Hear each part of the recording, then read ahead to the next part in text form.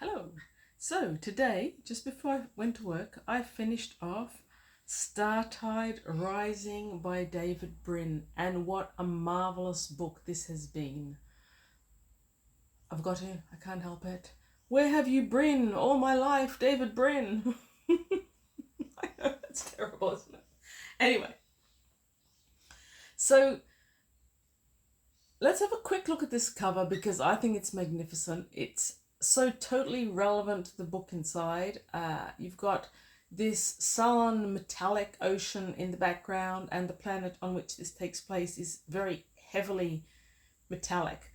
In the front, you've got a young man of probable Japanese origin interacting with a dolphin that has cybernetic elements. Slightly further in the background, you have a woman who could be one of two women in the book on what appears to be a mechanical raft, or it could be another dolphin. I'm not entirely sure about that. Yeah, I'd go with another dolphin actually. So the cover is beautiful and it's atmospheric, and there's the skimmer, and there's the volcano. It happens at the end. Oh wait, is it the crashing spaceship? Anyway, great cover. I really liked it.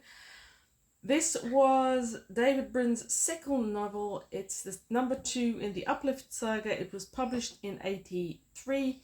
It received Hugo and Nebula awards, so it was very well thought of at the time. And for me, as an omnivorous reader who loves science fiction and loves marine biology and marine themes, it's perfect. It's a compilation of both. It's an incredibly rich, full, complex book that I loved the hell out of. It took me a long time to read. It took me days to read this. Probably close to a week, which for me is pretty unusual, but it was great.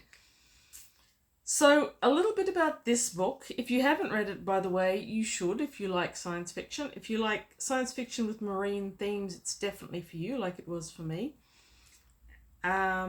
Goodreads thinks the Uplift novels are among the most thrilling and extraordinary science fiction ever written. This is number 2. The number 1 was Sundiver, which I haven't read. I didn't actually realise that there was a number 1 until I'd come close to start reading it for a challenge, also on Goodreads. And I was told that they'd work well as standalones. I have to agree. I think this works pretty well as a standalone.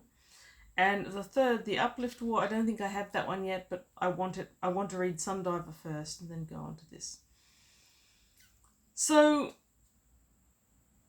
this particular book is all about a Terran exploration vessel, Streaker, which has crashed into the uncharted water world of Kithrip.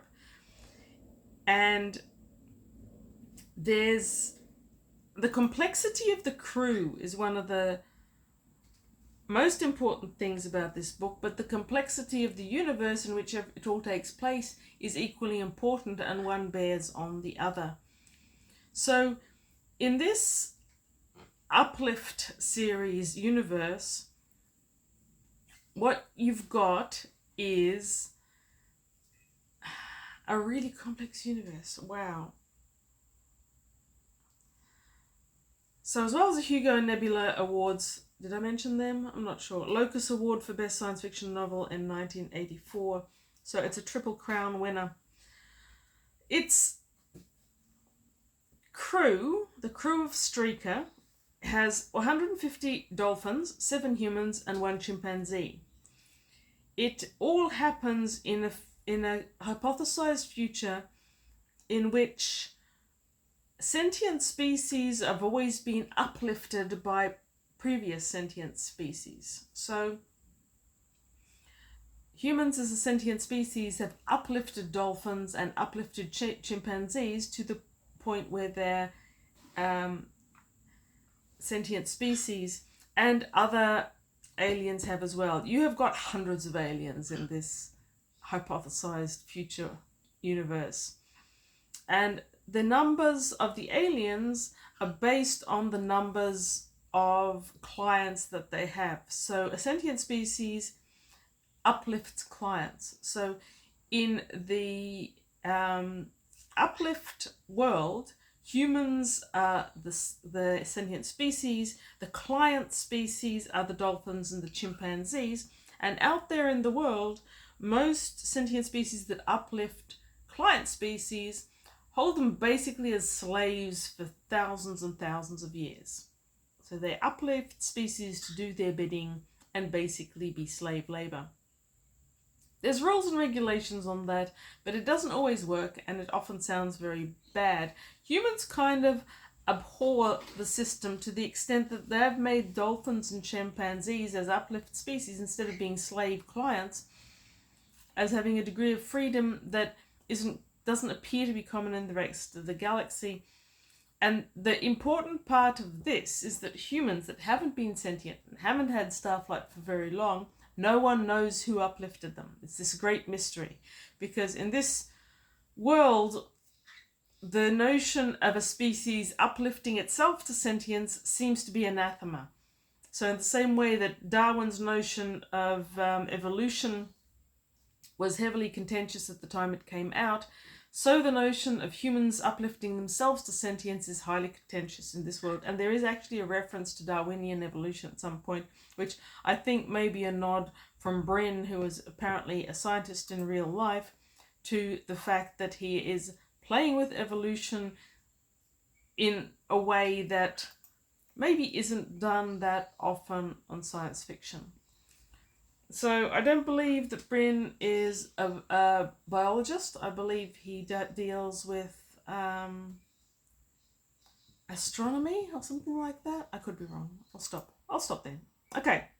So on this spaceship, with its 150 uplifted dolphins, 1 uplifted chimpanzee, and 7 humans, there is a huge complex interactions between the humans and the dolphins. For a start, there's a sort of... That's better. For a start, there's a sort of feeling amongst many of the dolphins that they aren't truly autonomous. And this particular spaceship, Streaker, is meant to dissuade dolphins from believing that humans are still in charge of them. So the captain of this ship is a dolphin. Most of his executive crew are dolphins. It's meant to reassure, but there's still this feeling among the dolphins that the humans are actually kind of in charge. There's the complexities of this crew in this spaceship stem from Startide, which I haven't read. But in Startide, what we find out throughout... Sundiver. In Startide Rising, what we find out happened in Sundiver was that Streaker was surveying some small unknown part of the galaxy, and what it was doing was trying to find out discrepancies between the universal library and reality. It was checking up on the library. The library is a huge theme on its own. I could probably talk about the library and the implications of it for 30 minutes all on its own. While they were nosing around in some isolated part of the galaxy, they found a whole heap of derelict spaceships, 50,000 of them, the size of small moons in a cluster. And the captain sent out a gig with scientists to investigate. That didn't end well for the gig, we understand. But at the end of the day, Streaker did end up with the coordinates of this deserted fleet and a couple of artifacts, one of which is an alien body. The alien species cannot be identified by the library, or won't be identified by the library, because we come to doubt this library a little bit. Streaker codes a message and sends it to Earth. Earth tells them in decrypted form, go into hiding, await orders, do not reply. So what you've got is the assumption on the part of this multiverse that way, way back in the history of time, there was one species that's known as the progenitors that were the first to rise to sentience. And they were the one that instituted this sentient to client system that the galaxy works on.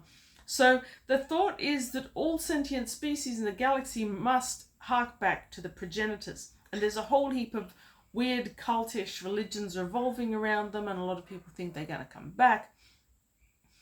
And as soon as the decoded message from Streaker was received by the other aliens in the galaxy, they all zoomed in to try and find him. Now, Streaker's gone onto hiding in Kithrop under the ocean. It's basically lying doggo with trying to remain unknown as a huge battle between dozens of species rages in the skies above the ocean world of Kithrop.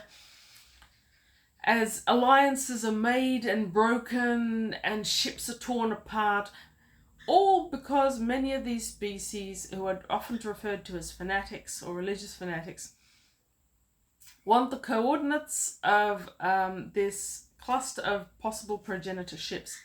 Now, this war that rages above Kithrop is a wonderful opportunity for the author to let us know just how many and how strange the different species of aliens are. And through these small snapshots of these alien ships, we get a glimpse of what a client's status is really like, and just what the alien sentient species who brings up their clients can do to them, which is pretty close to anything, which is relevant to the end of the book, but I'm not going to spoil that. Anyway, at one stage in their desperate attempts to figure out a way to escape intact and flee to Earth, a alien species called Thenian have a huge dreadnought that is damaged and it crashes into the ocean. There's a resultant tsunami and it strands several crew. It creates a whole heap of problems. But it also lets one of the main characters, one of the main characters who is a man, to develop the notion of the Trojan seahorse. He wants to put Streaker inside the Threnian dreadnought and rise up into the air, and with most of the fighting aliens assuming it's a Threnian ship, they can maybe escape. At this point, I've got to say that there are so many plot elements in here that it is impossible to cover it in any decent length of YouTube video.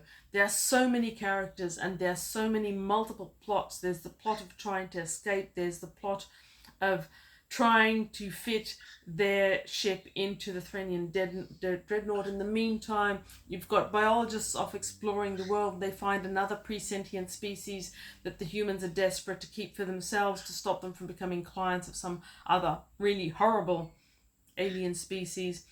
They're trying to figure out the biology of this water world, which is bizarre.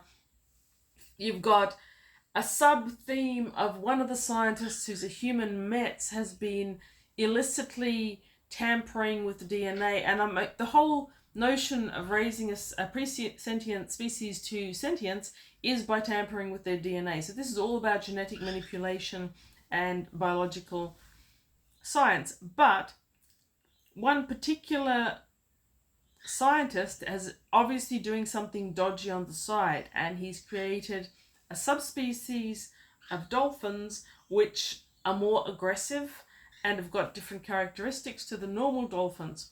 So there's a lot of dolphin biology and a lot about the different types of races of subspecies of dolphins that goes into this as well. Now, the captain of Streaker is Captain Krydecki, who is a dolphin, and who is eventually targeted by a rebellion or a mutiny, depending on how you want to look at it, by the leader of the opposing dolphin factor called Takata Jim, who sabotages a whole heap of things, and the situation becomes quite desperate. And it's complex. You never have a single strand. You've got Krydecki and you've got Thredder, then you've got 3 or 4 different groups of humans that are going off in the world to do different things and do their own missions. You get to know an awful lot of dolphins individually. It's one of the most complex science fiction stories I've read recently. Unlike much other complex, more modern science fiction, I'm old, I still think of 80s science fiction as modern. The complexity doesn't make it hard to follow. It makes it fascinating to follow. You never fail to know where you are or who the characters are. That's a real accomplishment. It deserves every one of those awards. Normally, the really thick sci-fi, when you shift from one spot to another, you need to spend a certain amount of your reading time trying to figure out where you are, when you are, and who these strange people are. Never once in Startide Rising did I doubt who my characters were or what was happening. Not even at the beginning, when I hadn't really settled into the world building. So that's absolutely amazing. And there are a lot of jumping from point of view to point of view and story to story, and some of them are quite short. Normally, I will be aggressively unenthusiastic about one paragraph as a chapter, but here it works. They all manage to advance in the same direction, the same pace, and you never doubt what's happening. It's so information rich. It is amazing. Right, David Brin. This is his second book, like I said. I've only read one of his other books before, so Brin is new to me. I assume I've been seeing his books around for a number of years and just didn't pay attention because there's a lot of new sci-fi books. Many of them are quite thick, and unless I know something about them, I'm not going to choose an unknown author over all the known authors that I've got way too many on my to-read list. But I recently picked up in Burley Heads at an op shop a couple of his second-hand books. This was one. Glory Season was another. I read Glory Season first. That's a much later book of Brin's than this.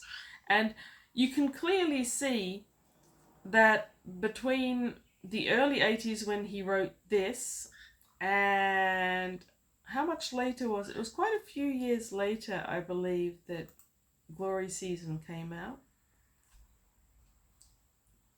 Tell me the truth, Internet. Tell me the truth. So, there we go. No, it was 10 years later. But you can definitely see the evolution of his reading between 83 and 93. The evolution of his writing between 83 and 93. He's advanced a lot. And the writing here is excellent. So he's just gotten better, in my opinion. I've heard that the Uplift series is his best work. No shame there because it's great. But I really enjoyed his other book and I think I've reviewed it. What else to say? Yes. Well, I really loved this book and I can find almost nothing to criticize. I would not be the omnivorous reader I am if I couldn't find something to criticize. There was something that happened early on that really annoyed me. And it's kind of spoilery. So, I'm going to lift up my homemade spoiler sign. If you haven't read this book and you don't want to hear me rant on about this, just mute me while I have got my spoiler sign up. The thing that bothered me, I think will bother other people in this era, but when published, probably not. So, when I was reading around about page 90, I got really annoyed. So around about page 90, there is an incident. It's the early 80s. A young woman is being sexually harassed by a male, and this is presented as a humorous proposition. She tells him not to feel her up from behind. The other watching male crew members just laughs at her discomfort and goes away and leaves her with this guy. She tells the abuser to go away. He makes jokes and innuendos about it. It was vomit. It really was. And it reminded me about just how sexually discriminatory the 80s were and how grateful I am not to be a young woman in the 80s again, and how grateful young women in the 2000s should be that it's changed a lot more than you would imagine. Now, so that spoiler, it dates this book to the 80s, and I know that Brin has brought out a new edition in the 90s where he's changed some things. I'd be fascinated to know from anyone who's actually read it if he changed that. If I was Brin, I'd be looking at that, I would be cringing a bit, and I would be modifying. Now, later I figured out, I think, what he was trying to do. What he was trying to do was he was trying to establish the dolphins as real people. And he does this great. In the early 80s, New Age had discovered cetaceans. It was virtually cetacean worship. You could buy tapes of singing whales. You could buy pictures of dolphins everywhere, and they were normally happy, smiling, and often pastel dolphins. It was repugnant. This New Age cetacean worship, the dolphins have got the full deep wisdom that we as humans lack. It was just like, oh my God, shoot me now. I hated it. I wasn't even a marine biologist at that stage. I hated it. Cetaceans are wonderful. Dolphins are wonderful. But you know what? Dolphins can be assholes. And a thing that this book does really well for the 80s is it presents the dolphins as actual intelligent creatures, which they are, and not as these amazing sources of New Age wisdom. These dolphins can be assholes, they can be nasty, and yes, they have very high sexuality, and we know that dolphins do. Dolphins, Odontoceti in general, so that's the toothed whales, the dolphins, the orcas, etc., are known to masturbate, have sex for fun. Oh God, I hope YouTube doesn't take objection to this. They're sexual beings, and they can be very nasty. They can play tricks. They can do unpleasant things to each other and to their handlers and just to random animals in the ocean.